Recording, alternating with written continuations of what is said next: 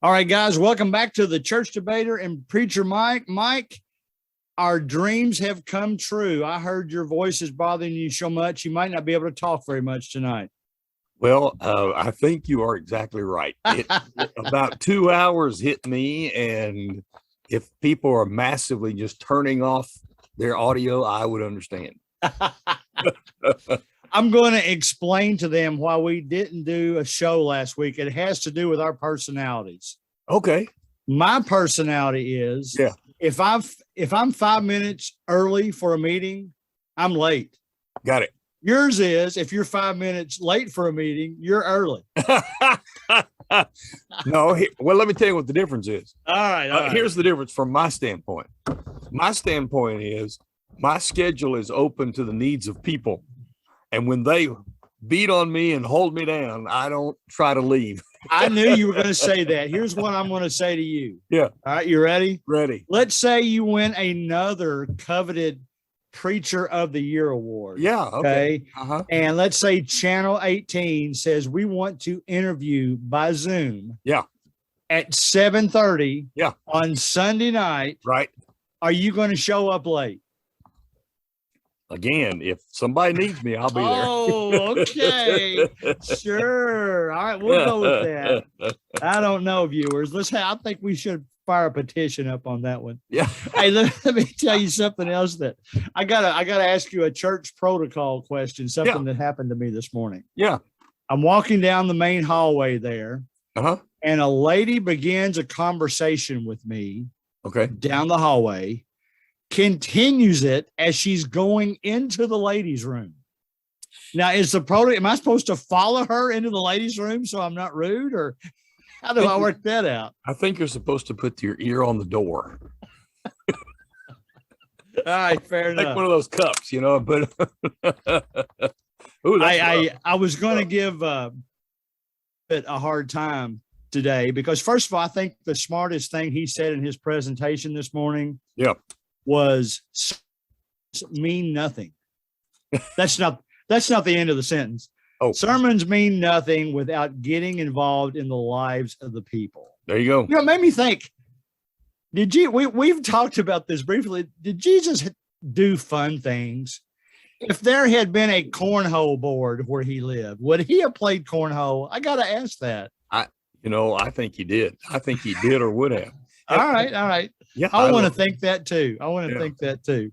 And we put a meter on David, and the number of times he said plugged in, I up to 27 before he was finished. Oh, wow.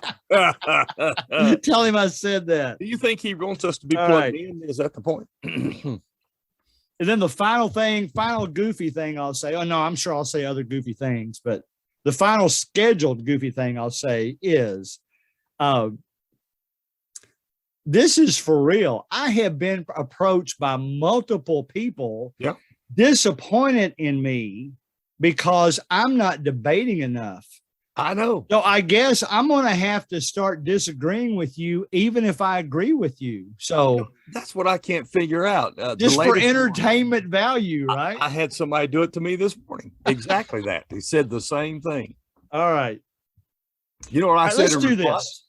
What? You know what I said in response? What's that? I said, Greg and I found out to our utter astonishment that we agree more often than we thought. That's so close to the truth. You're right, because we'd argue all the time. I mean, not to the point. None of us, neither one of us would get mad at each other, but we would disagree about things. And it's right. Once we got on here, I think we disagree more in person than we do on the show. I think that must be what it is. All right. So I'm going to start by reading you a Bible verse. Okay. All right. This is I had my last class with my high school bunch last weekend. Okay. I read them this verse and told them to tell me what they think it means. And then I want you to both tell me what you think they said. Okay. And then tell me what you think I said in response. Oh, so I read them a verse. Okay. What do you think they said? What do you think I said in response? Here we go. Right. It's a short one. I could just say the verse and you can quote it. John 15:17 says, "This is my command, love each other." Mm-hmm. What did they say? What was my response? They probably said that Jesus was telling each of them that it is a command to love each other. You have to do it. You don't have a choice. And you said that's exactly right, because the word love is not an emotional word. It's an intellectual academic word. All right. Once again, you're not even close. All right. How am I doing with the debating part so far? So far, you got everybody happy now. All right. All right. They said it means love everyone. And I told them, you're wrong. Tell the listeners why I said they were wrong. Who's the target audience here? Yep. He's talking to the apostles, and the 12 are standing there. By this time, there are only 11. Judas has left. Right. Because the book of John breaks down chronologically in a very fascinating way. Chapters 1 through 11, or chapters 1 through 12, deal with 2.5 years. And chapters 12 through 21 deal with 50 days. So it's fascinating. And so he's had the Last Supper, and now he has all the apostles together. Judas has left. He left after the end of the Last Supper there in John 13. Right. And so now he's telling each of them, those apostles, you need to love each other, because he was about to leave. He was going to be gone. And they only had each other. I think that was one of the keys that he was highlighting there. I agree. I think it was it's important to love everybody, but sure, he was telling them, love each other. You can't be bickering. You can't put forth a bad example amongst each other, or the people we're trying to bring to the church won't want to be. That's my, if applying that verse to us today, I think that's what it's telling us. Love everybody, but even beyond that, the people that are in your church, love them especially. Don't fight with them out in the open. Now think about this, Greg. Okay. Here is a way that I think this plays itself out in the text. Well, now I've got a way it plays itself out in real life too. So you do yours first. Okay, cool. Just 6 chapters later, John 21. Yep. Peter has already denied Jesus 3 times. Right. He is preparing them for the fact that each of them is going to fail each other, because when Jesus was arrested, they all ran away. Yeah. And Peter came back, but he denied him. And so now they could fight and argue and be upset, but he's saying, you love each other. And he even told Peter, you need to love and feed my sheep. So yeah, good. That works out. It's important to love each other. It's important for us to not bicker with each other. Exactly right. With that in mind. Okay. We had a question sent in from a listener. Yep.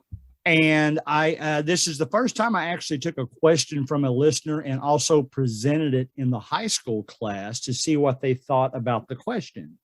And it will be an anonymous question. Now, just to keep me from being paranoid, I'm looking at the question, but you are not, correct?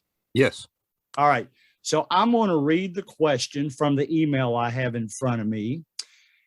And I'm going to paraphrase just a little bit because the writer actually wanted me to paraphrase. So, all right. And these are always hot button discussions. Sure.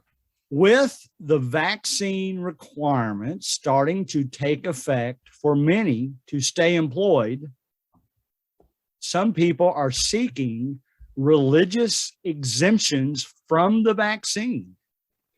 Is there a valid scriptural reason for a Christian to refuse the vaccine. Now, having said all that, this person did a lot of research, and I'll share some of the research. I don't want to take credit for it, but I did look up everything, and everything that the writer wrote was out there, because you can find anything on the internet for that matter. But what's your thoughts? Do Christians have valid biblical reasons for refusing to get a vaccine? And just to add, this question actually came in 3 weeks ago, and now we've got this new variant that, travel restrictions start again as far as incoming travel, and I guess outgoing for that matter, if you're going to a foreign country, starting tonight at midnight. This is, I'll tell everybody, if you're listening in the future, this is December 5th, 2021.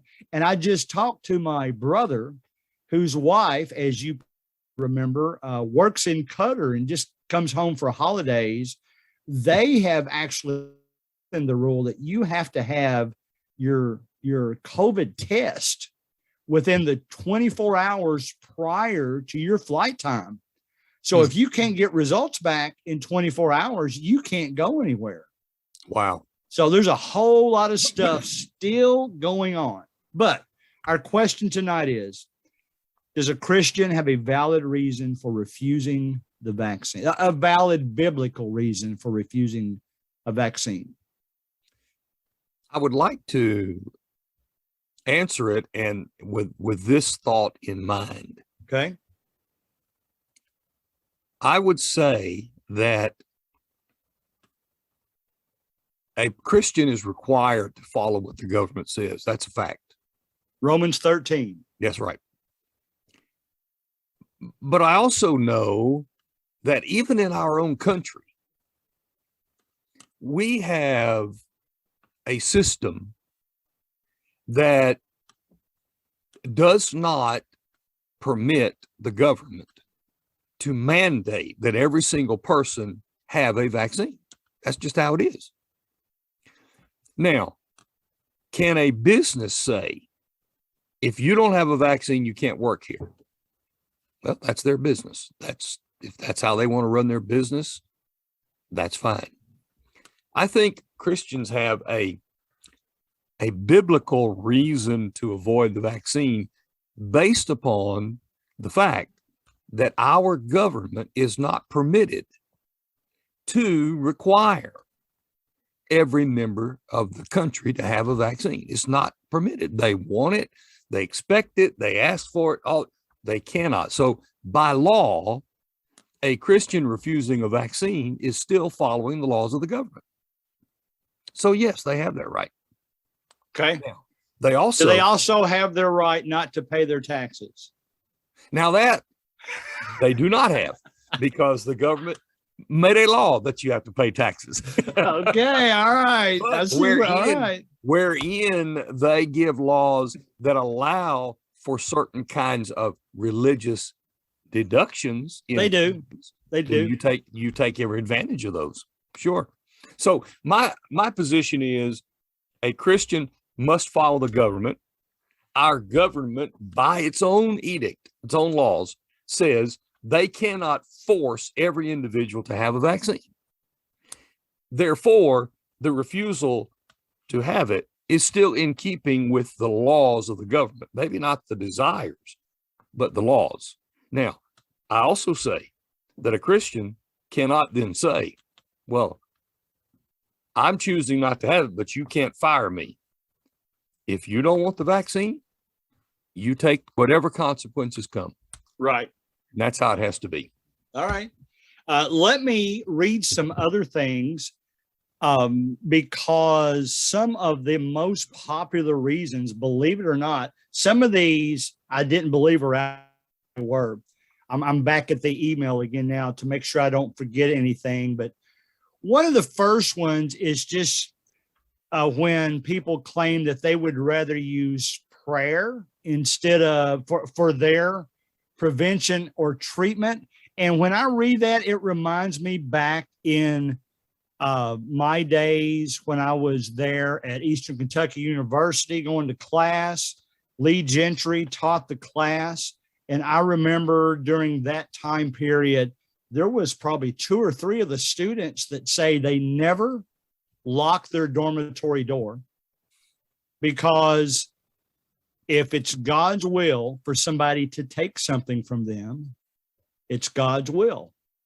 So is it a valid excuse with an employer? Since we're going the employer route, it sounds like, if it's a valid excuse with the employer to say prayer will provide whatever health benefit I need against the virus, or it's God's will, should that be a valid reason? I don't know if it's proper to say in the courts, or if the Christian took their employer to court because they told them that and they fired them anyway. What should we expect to happen? Is that wrong for the Christian to do that? I would not support that, because it's not your business. And whoever's business it is, if that's what they decide, the Christian says, I honor that, but I take the consequences if I don't honor it. Right. So I don't have any problem with that at all. I don't think a Christian should be involved in that. However, do we have the right for peaceful protest? Well, our government allows peaceful protest. Right. So if Christians want to be involved in peaceful protest, showing their disagreement, especially in areas that are moral and ethical, I think we have every right to do that, but act in a proper way. It was pretty much, I would call it a protest when Jesus went in the temple and just cleaned it out. Yeah. That's a protest. But then again, I wouldn't suggest that we follow his exact example. All right. It makes me think too, and this has been a few years ago now,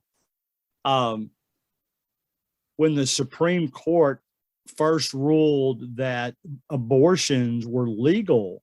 Yeah.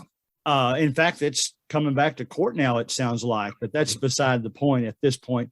The lady here in Kentucky made national news by refusing to grant a marriage license to a same-sex couple that came in for a marriage license. Is that the same? Does she have, obviously, the Christian right to do that, but does she have to understand that because of that, she needs to leave her position at that job? I think so. Okay. I think Which so. she refused to do. I know. And I think I think it's the wrong thing, even though, yes, the government made a law that is opposed to Scripture. That's a fact. But she was in an elected position. In an elected position, she said she would do what the government wants. If you can't do it for whatever reasons, ethical, moral, personal, you take whatever comes as a reaction to that, as a consequence of that. Right. And when they finally got her to leave, she had to. That's the price she pays for her faith. Right. All right. The two other things I was going to give, one of them is pretty radical. It just basically, there's a lot of people claiming out there that the vaccine is basically the mark of the beast. Do you want to comment on that one? Well, I would comment this way. I have, in my years of ministry, heard so many different things applied to the mark of the beast. Right. Which one's right? Well, the answer is none of them are right. That's the answer. All right. And then maybe the one that makes us squirm a little bit more than the others.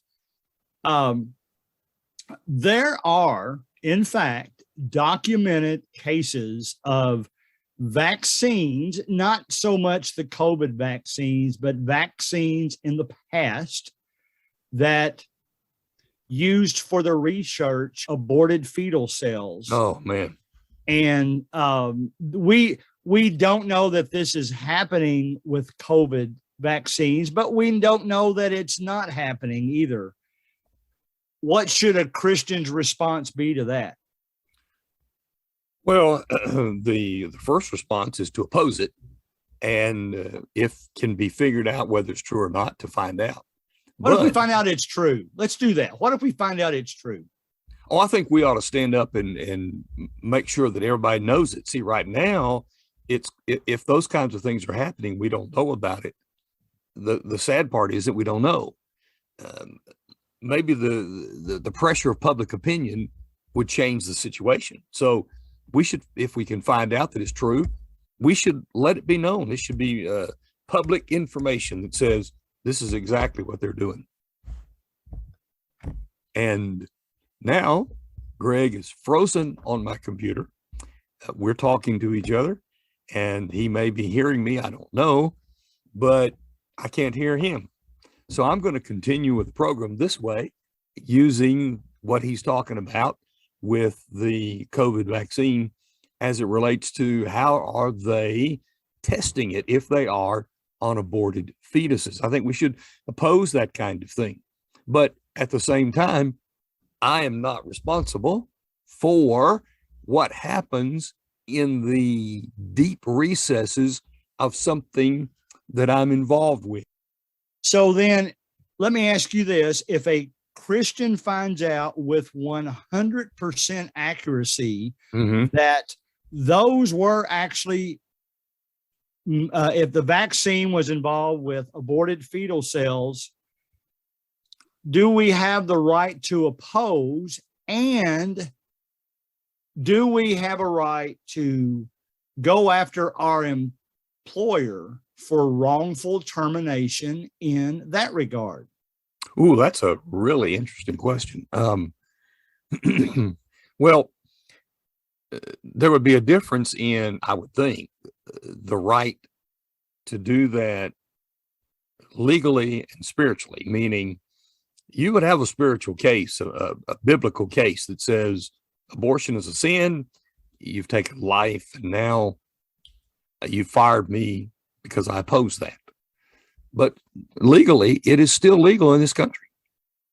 Now, I think that the concept of legal abortion in this country is not something that impedes my life every day. I oppose it. I think it's wrong, but it doesn't impede my life.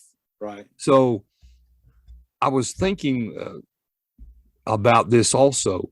You know, it's not really possible to know the deep recesses of anything we're involved in. That's true.